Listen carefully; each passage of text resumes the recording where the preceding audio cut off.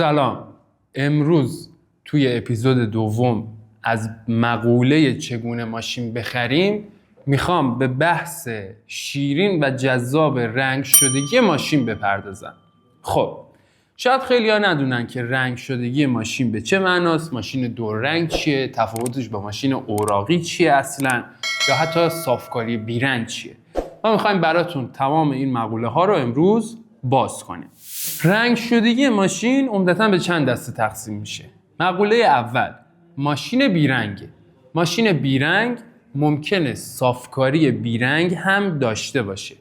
صافکاری بیرنگ وقتی اتفاق میفته که یه قسمت از ماشین دفرمه میشه، شما برش میدارین میبرینش پیش صافکار، صافکار اون رو براتون صافش میکنه با یه سری از دستگاه و تکنیک‌های بروز، اما رنگ ماشین آسیبی نمیبینه. خب توی مقوله ماشین بیرنگ ما ممکنه به یه سری کلمات بر بخوریم، مثل لیسه‌گیری، سرقلم، پمپی، کارتی و اینها. لیسه‌گیری زمانی اتفاق میفته که شما بخواید یه خطی رو کاور کنین، یه خطی رو بپوشونین و اون اتفاق با لیسه میفته که شباهت داره به آیتم کارتی. کارتی کمتره، لیسه‌گیری بیشتره. لیسه‌گیری ممکنه خیلی خیلی خیلی خیلی جزئی بتونه‌گیری هم زیرش داشته باشه. پمپی زمانی اتفاق میفته که مثلا یه لکه ای رو یه حالت مثلا مربع شکل، گرد شکل یا یه سری چیزی بین این دوتا بخواین کاور کنین و این توسط پیستوله اتفاق میفته. زیرکار پمپی رنگ یا آستره و بتونه نیست. سرقلم زمانی اتفاق میفته که شما بخواید خطای نازک با عمق کم یا نقطه های خیلی کوچولو و ظریف رو با رنگ کاور کنید که بازم زیرکارش رنگ یا آستره، زیرکارش بتونه نیست. ماشین یک یا چند لکه رنگ به چه معناست؟ وقتی میگیم ماشین یک قسمتش رنگ شده، یعنی اینکه ماشین مورد ضربه قرار گرفته یا یه قسمتش دفرمه شده بعد از اینکه صافکاری اتفاق افتاده روش، یا موجاش زیاد بوده یا رنگ خود رو آسیب دیده که به خاطر اینکه اون قسمت صاف بشه و در نهایت بدچشمی نکنه، با یه لایه از بتونه میان اون شکل و فرمت و شمایلش رو درست میکنن و بعدش روی اون بتونه آستر میپاشن و بعد از اینکه اون آستر خوش شد رنگ زده میشه و بعد روی رنگ یه لایه کیلر زده میشه. خب حالا فکر کنین دور تا دور ماشین خورده یا دور تا دور ماشین رنگش خراب شده و بعد میایم ما دور تا دور ماشین رو رنگ میکنیم. توی این حالت به این خودرو میگن خودروی دور رنگ. اگر مقدار رنگ شدگی از دور رنگ کمتر باشه ممکنه بهش بگن ال رنگ. ال رنگ یعنی اینکه یک کاپوت، گلگیر جلو، دو تا در و یک گلگیر عقب، یا یک صندوق، یک گلگیر عقب، دو تا در و یک گلگیر جلو ممکنه رنگ شده باشه. خب مقوله بعدیمون ماشین تصادفیه. ماشین تصادفی یعنی اینکه حالا ماشین مورد ضربه و اصابت یه سری چیزایی قرار گرفته و صاحب اون ماشین رو بازسازی نکرده. حتی ممکنه از یه ماشین تصادفی فقط یه دونه شاسی باقی مونده باشه، یا حتی ممکنه یه دونه موتور باقی مونده باشه، یا حتی ممکنه از یه ماشین تصادفی فقط یه دونه سند باقی مونده باشه و بعد مورد بازسازی قرار بگیره. در این حالت با توجه به تشخیص راهور و با توجه به تشخیص نیروی انتظامی شما مجاز هستین که اتاق، شاسی و موتور ماشین رو عوض کنین و این تو سند قید میشه و از نظر مشکل قانونی هیچ منعی نداره. مقوله بعدی ماشین اوراقیه. ماشین اوراقی میتونه بیرنگ باشه یا میتونه تمام رنگ باشه یا میتونه شاسی سالم باشه یا هر اتفاق دیگه‌ای. فقط این رو در نظر داشته باشید، ماشین اوراقی به هیچ عنوان تعویض پلاک نمیشه. ماشین اوراقی به درد چه کسایی میخوره یا چه کاربردی داره؟ ماشین اوراقی به درد پیست میخوره، ماشین اوراقی به درد این میخوره که تمام لوازمش رو به جز شاسی و موتور از روش بتونیم باز کنیم. ماشین اوراقی به درد این میخوره که شما مثلا تو گاراژتون دلتون میخواد یه ماشین بسازین، خب میرین یه ماشین اوراقی میسازین، میرین یه ماشین اوراقی میگیرین و خب تغییراتتون رو روی اون انجام میدین.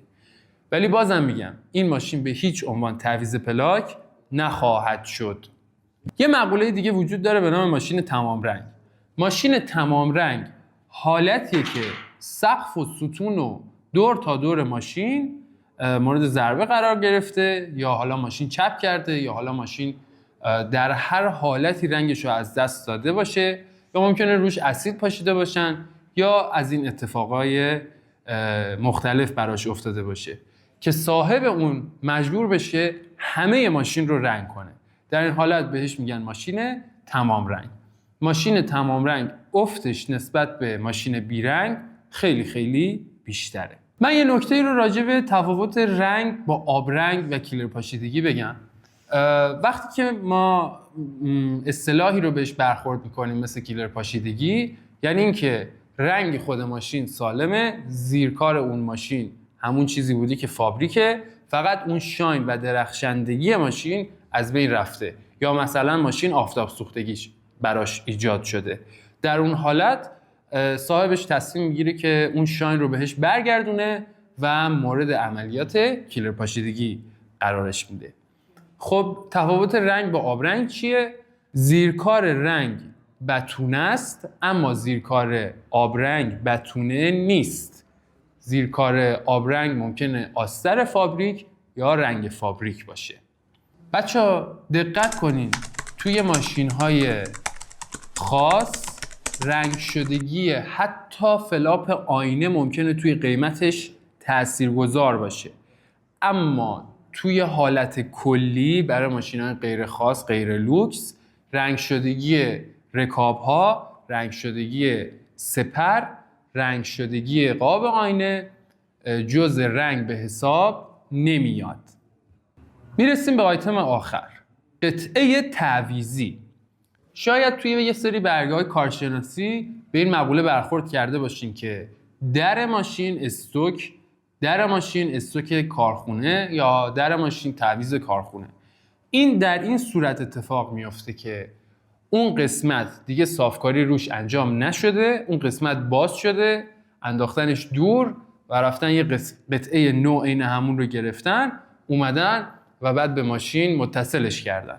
توی این حالت هم افت قیمتی برابر با افت قیمتی که اون قسمت رنگ شدگی در نظر گرفته بشه.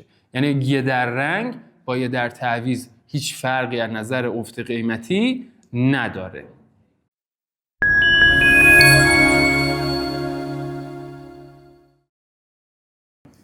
خب در مورد قسمت رنگ شدگی، غیر رنگ و با رنگ و بیرنگ و بتونه و اینها با هم صحبت کردیم.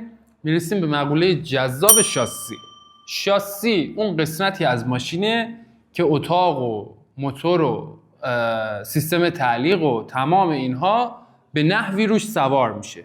حالا توی یه سری خودروها مثل پژو ممکنه جلوبندی روی رام سوار بشه، ولی در نهایت اون رام به شاسی پیش میشه و متصل میشه.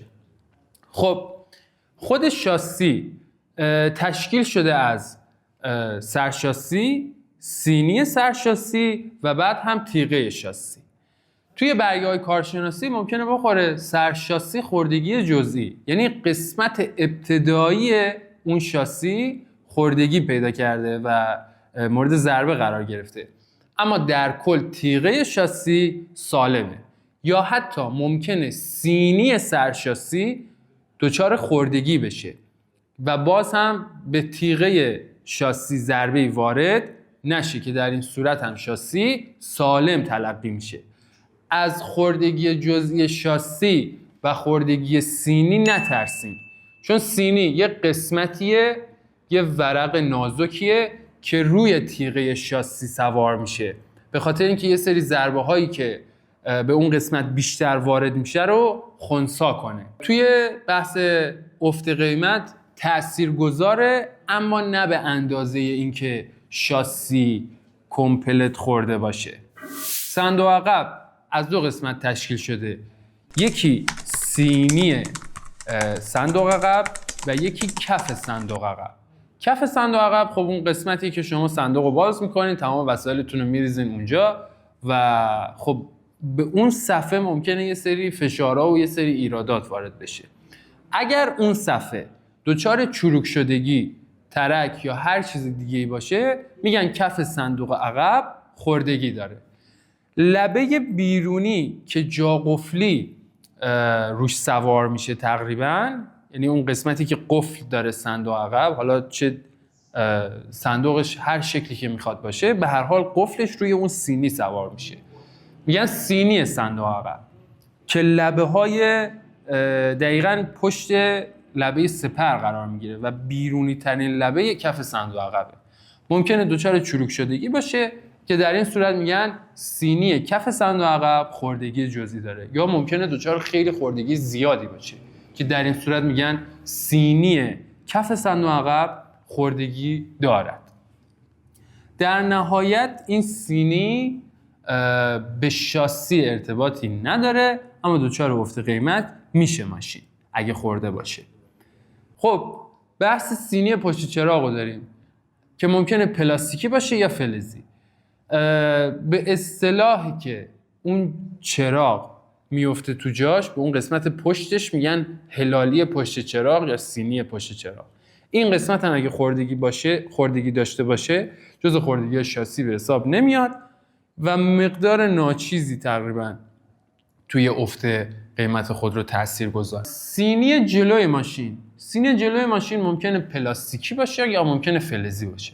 پلاستیکی یعنی چی؟ یعنی مثل پژو 405 یا پژو پارس یا پژو 206 رو وقتی میدیم بالا، یه قسمت جلوی ماشین که فن روش سوار میشه و تمام اون ادوات و اون تشکیلات از کاوچو ساخته شده یا از پلاستیک خشک فشرده ساخته شده. یا یه سری خودروهایی مثل بنز، اون سینی و اون نوار بالا فلزیه. این ترجیحاً نباید خوردگی داشته باشه. دقت کنین یه سری وقتا با یه سری ضربه‌های ترافیکی ممکنه این سینی دچار دفرمگی باشه. این قسمت ضعیفیه، قسمتی نیستش که بتونه فشار خیلی زیادی رو تحمل کنه. چرا میگم خوردگی نداشته باشه؟ چون ادوات جلوی ماشین روی این قسمت سوار میشن و اگه این دچار دفرمگی، کج شدگی یا خارج از حالت بودن باشه، ممکنه فیس ماشین یه مقداری به هم بریزه و بچش میکنه دیگه. میدونین چی میگم. خب قسمت بوکسل بند رو داریم. بوکسل بند بچه دو قسمته. بوکسل بند چیزی که میخوام براتون تعریف کنم، یکی اون قسمتی که یه قلابه و شما یه تنابی رو میبندین و میرین یه ماشین رو میکشین و فلان و اینا، به اون میگن بوکسل بند. و یه قسمت مهمتر دیگه داره. ببینید دو تا سوراخ ممکنه زیر تیغه های شاسی عقب یا جلو باشه که وقتی این ماشین رو بار تریلی میکنن، زنجیر و تناب و تریلی رو میندازن توی اون دو تا سوراخ. اون قسمت ها روی ماشینایی که آخر تریلی هستن ممکنه دچار خوردگی خیلی خیلی جزئی و ناچیزی باشه. این خوردگی اگه زیاد نباشه توی قیمت ماشین افت زیادی وارد نمیکنه. مرسی که تا اینجا همراه ما بودین. اپیزود دوممون تموم شد. اپیزود بعدیمون راجع به اینه که چگونه ماشینمون رو توی اپلیکیشن‌های متفاوت پیدا کنیم. با ما همراه باشین. لایک، سابسکرایب و فالو یادتون نره.